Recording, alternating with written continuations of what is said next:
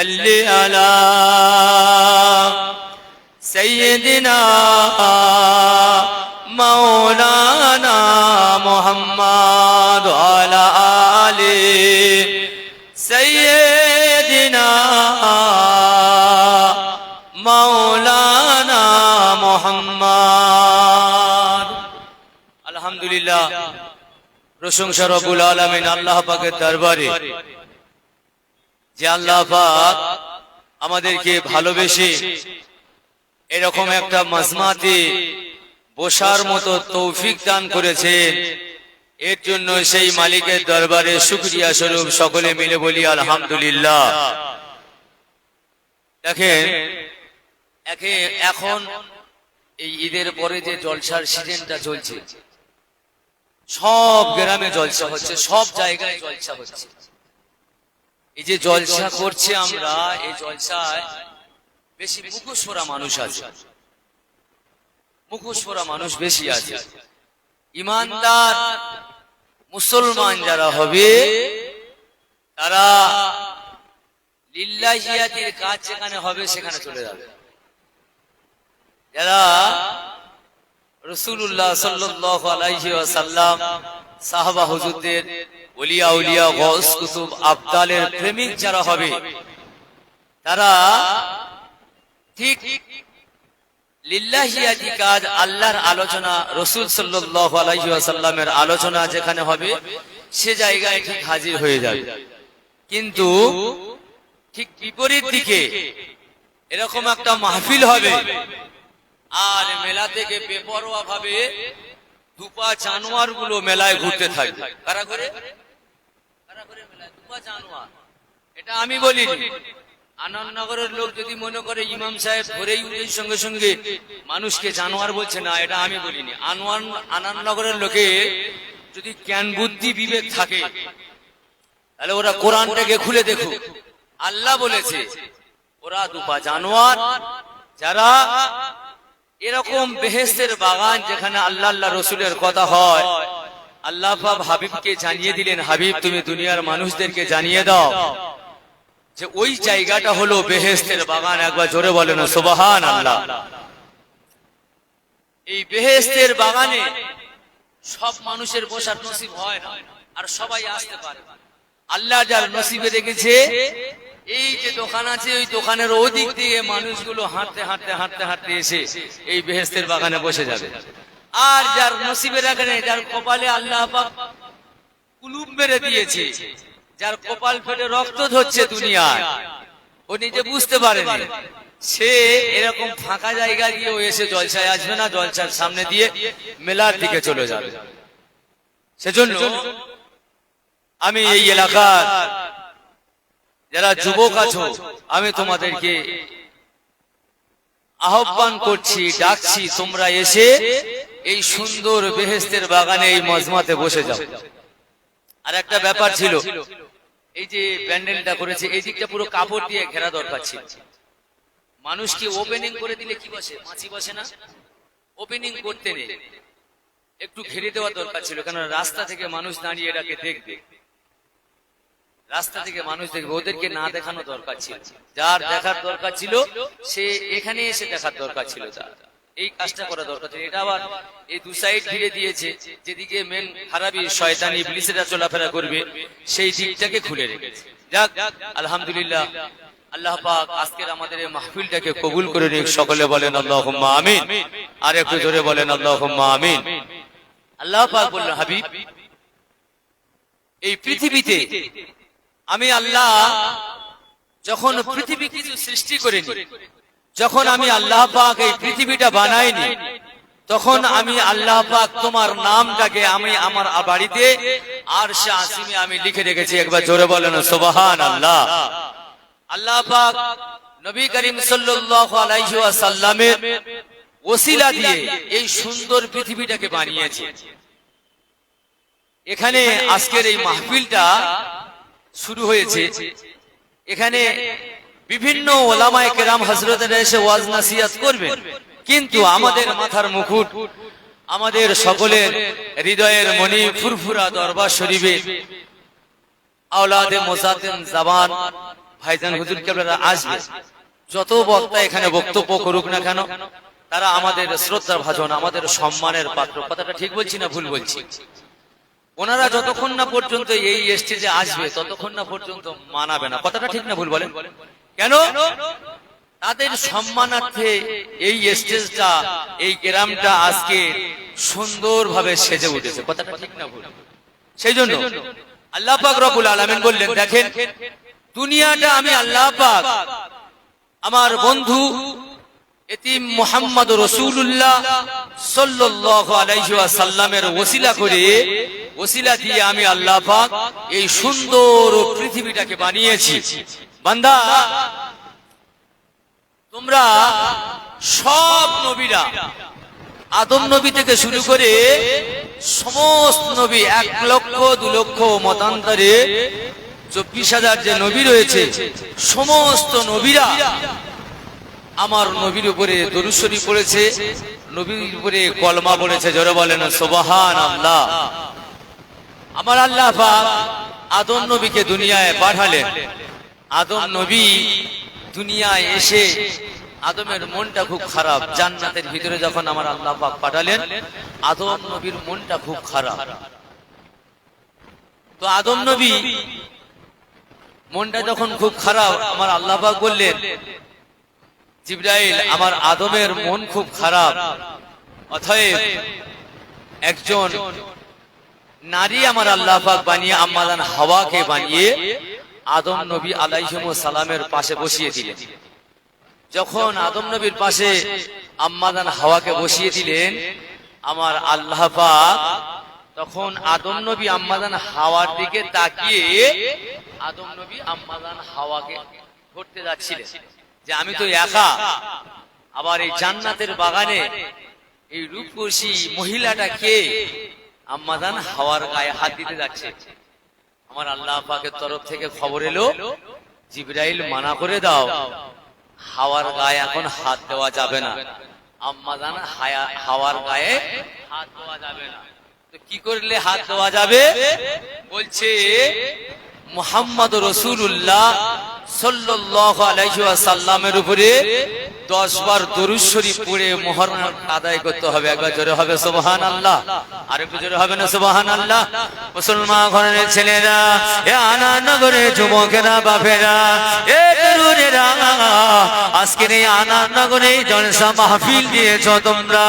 এ যুবকেরা, নবীর শান, নবীর মান মর্যাদার খবরটা যদি তুমি জানতে, এ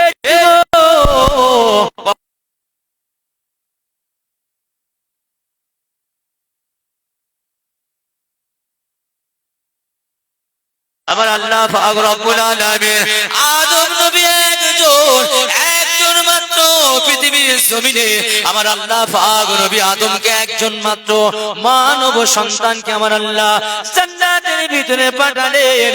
আল্লাহ পাক তার মনে আনন্দ দেওয়ার জন্য, খুশি দেওয়ার জন্য আম্মাজান হাওয়াকে আমার আল্লাহ পাক আদম নবীর কাছে জান্নাতের বাগানে পাঠিয়ে দিলে। যুবকেরা, তরুণেরা, বাপেরা, আদম নবী যখন আম্মাজান হাওয়ার গায়ে স্পর্শ করতে যায়, আমার আল্লাহ পাক জিবরাইলের মারফত জানিয়ে দেয়, এ জিবরাইল, আদমকে মানা করে দাও, আদমকে মানা করে দাও, হাওয়ার গায়ে আদম হাত দিতে পারবে না, হাওয়ার গায়ে আদম হাত না দেয়। আদম নবী আলাইহিস সালামকে আমার আল্লাহ পাক বললেন, আদম রে মোহরানাটা আদায় করো। আদম বললেন, ও রব্বুল আলামিন আল্লাহ, আমি আদম, আমি জান্নাতে রয়েছি, আমি তো একা, আমি কি দিয়ে মোহরানা আদায় করব? আমি কি দিয়ে মোহরানা আদায় করব? ওই সময় আমার আল্লাহ পাক জানিয়ে দিল, আদম রে, আমার বন্ধু আখেরি পয়গম্বর যিনি হবে, পৃথিবীর শেষ লগ্নে আমি যাকে পাঠাবো, পৃথিবীর শেষে আমি আল্লাহ পাক যাকে পাঠাবো, আমি আল্লাহ পাক তোমাকে জানিয়ে দি গো, ওই নবী আমি নবী মুহাম্মদ রাসূলুল্লাহ সাল্লাল্লাহু আলাইহি ওয়াসাল্লামের উপরে আদম দরুদ শরীফ পড়ে হাওয়ার মোহরানা আদায় করো। হবে না সুবহানাল্লাহ? নারে দিবে মুসলমান ঘরের ছেলেরা, এ নবীর উম্মত উম্মতিরা, আমার আল্লাহ পাক আল্লাহ তাআলা আমার নবীকে, আপনার নবীকে কত ইজ্জতওয়ালা নবী, কত সম্মানওয়ালা নবী করে আমার আল্লাহ পাক দুনিয়ার জমিনে পাঠালে। এ যুবকেরা, তরুণেরা, বাপেরা, আদম আলাইহিস সালাম 10 বার দরুদ শরীফ পড়লে, আমার নবীর উপরে 10 বার দরুদ শরীফ পড়ে আদম নবী আলাইহিস সালাম আম্মাদার হাওয়াকে স্পর্শ করে। যুবকেরা, তরুণেরা, বাপেরা, এ সোনা মানিকেরা, এই আখিরি জামানায় 2026 সালে আজকে এসেছি যখন জানিয়ে দিয়ে যায় আমার আল্লাহ পাক আদমকে বলল, রে আদম, একজন মাত্র পৃথিবীর জমিনে আল্লাহ পাকের গোলাম। আল্লাহ পাক একজন গোলামকে বললেন, আমার হাবিবের উপরে দরুদ পড়ে বিবির মোহরানাটা আদায় করো। আমার আল্লাহ পাক নবীকে কত মহব্বত করে, আমার আল্লাহ পাক রাসূলকে কত মহব্বত করে। আমার আল্লাহ পাক পৃথিবীর মানুষকে জানিয়ে দেয়, এই দুনিয়ার মানুষেরা, আমি আল্লাহ পাক, আমি রাসূলকে বড় মহব্বত করি, আমি আমার হাবিবকে বড় মহব্বত করি। এই দুনিয়ার মানুষেরা, তোমরা আমার নবীকে মহব্বত করবে, তোমরা আমার রাসূলকে মহব্বত করবে, তোমরা আমার হাবিবকে মহব্বত করবে। আমি আল্লাহ পাক তোমাদের ইজ্জতটা, সম্মানটা আমি আল্লাহ আকাশ চুম্বি করে দেব। আরো জোরে বলেন সুবহান। এই যুবকেরা, তরুণেরা, বাপেরা, আমার আল্লাহ পাক রব্বুল আলামিন, আমার আল্লাহ পাক আল্লাহর আরশে আজিমে, আল্লাহর বাড়িতে আমার আল্লাহ লিখে রেখেছে, আদমকে দুনিয়ায় পাঠাবার পরে আমার আল্লাহ পাক আল্লাহর বাড়িতে লিখে রেখেছে, লা ইলাহা ইল্লাল্লাহ মুহাম্মাদুর রাসূলুল্লাহ। আমার আল্লাহ পাক আদমকে দুনিয়ায় দিলেন, আদম আলাইহিস সালাম লা ইলাহা ইল্লাল্লাহ, আদম সফিউল্লাহ।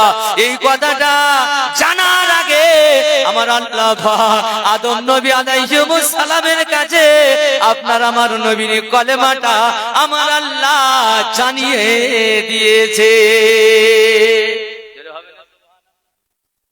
হবে না সুবহানাল্লাহ? দেখেন, কাজ করতে হবে একটু বেশি, জানেন তো, একটু কথা বলতে হবে, গালে পান সব ফেলে দাও, 1-2 ঘন্টার জন্য পান ফেলে দাও, এক রাতের জন্য। আমরা তো রোজা করেছি নাকি, 1 মাস রোজা করেছি না করিনি?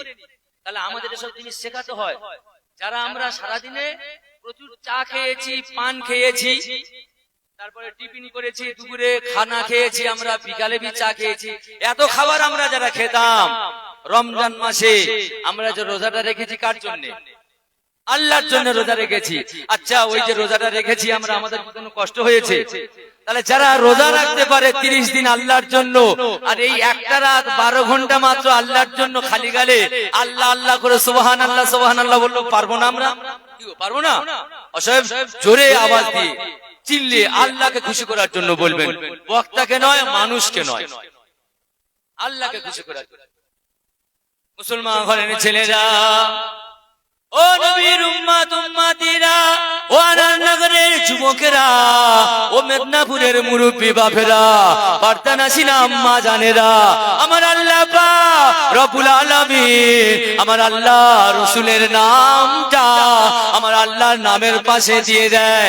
আমার আল্লাহ পাক আরশে আজিমে লেখে লা ইলাহা ইল্লাল্লাহ, আমার আল্লাহ সেই জায়গায় লিখে রেখে দিয়েছে মুহাম্মাদুর রাসূলুল্লাহ।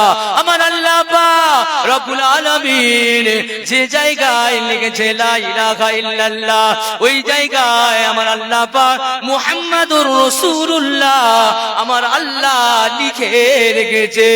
এ যুবকেরা, তরুণেরা, বাপেরা, আদম নবী আলাইহিস সালাম জান্নাতে গিয়ে যখন তাকিয়ে দেখে, জান্নাতের দরজার গায়ে লেখা আছে, জান্নাতের দরজার বাজুতে লেখা আছে লা ইলাহা ইল্লাল্লাহ মুহাম্মাদুর রাসূলুল্লাহ, লা ইলাহা ইল্লাল্লাহ মুহাম্মাদুর রাসূলুল্লাহ।